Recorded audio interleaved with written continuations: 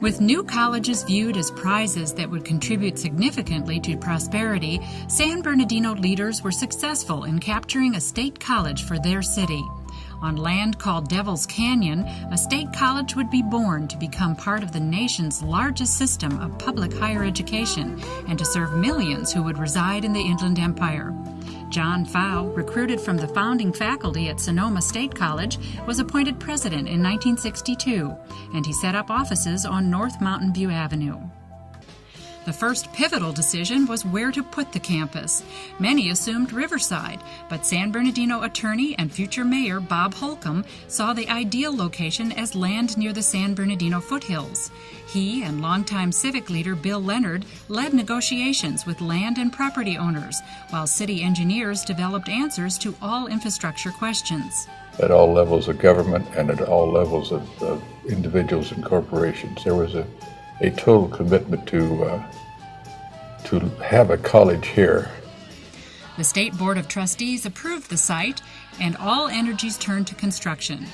Now, 40 years later, the foresight of that early vision is evident. It provides a lot of jobs, and it gets a lot of students into the higher education that probably would never have that opportunity elsewhere.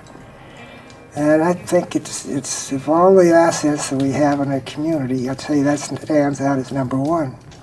On just 13 of its massive 430 acres, the entire campus consisted of a 320-car parking lot and 3 single-story buildings still used today. On September 28, 1965, 93 faculty and staff greeted the first class of 293 students. That day, a San Bernardino Sun editorial heralded the fledgling school's high standards. In fact, even today, CSUSB is the product of extraordinary efforts undertaken by President Pfau and the founding faculty and staff. They used their ideas as builder's clay and shaped the institution. They established the patterns, cadences, and textures still felt today.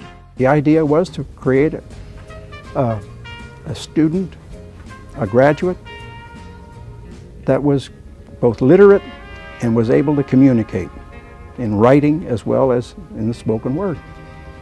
Besides those Santa Ana breezes, what graduates recall from that time are very small classes, many with fewer than 10 students, the commitment of faculty to teaching excellence, and the feel of a small private college. There are elite liberal arts institutions around the country, but not public ones. And so this was a brand new, bold experiment. Students began to create an extracurricular life by forming clubs and starting student government. I found it very good in building leadership skills because as a student, you were responsible for some of the decisions that got made. The drama department, led by Professor Ron Barnes, created the Players of the Pear Garden, the first official student club. Music, art, burial of a time capsule, choice of school colors, even ping pong promoted student camaraderie. The 152 men and 141 women averaged about 26 years old, and with their maturity handled the rigorous academic requirements that resembled those of selective private colleges. We were the real guinea pigs. I think that they were probably trying to make sure that we had academic rigor. The first 59 graduates, including student body president Richard Beneke, later to become the first Alumni Association president, marched on a drizzly June 10, 1967 day to shake hands with President Pfau. Starting in the late 60s, construction was as common a sight as rabbits.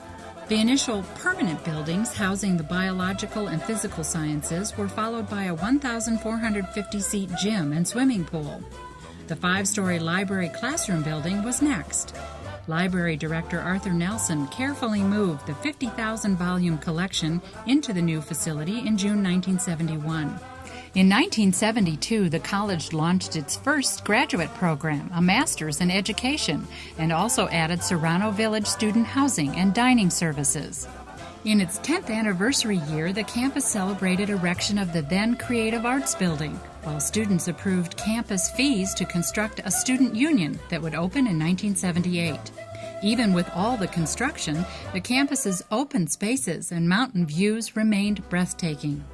In 1980, the campus was challenged by the Panorama fire and talk of closing campuses due to enrollment and budget uncertainty. As the dark skies cleared, the young college had weathered physical and other storms, and the on-campus Children's Center opened to assist parents seeking an education. With the challenges withstood after 20 years of shepherding the youthful campus, President Pfau announced his retirement in 1982. Fittingly, the college's trustees named the campus library in John Pfau's honor. How many people have an opportunity of this sort in a lifetime?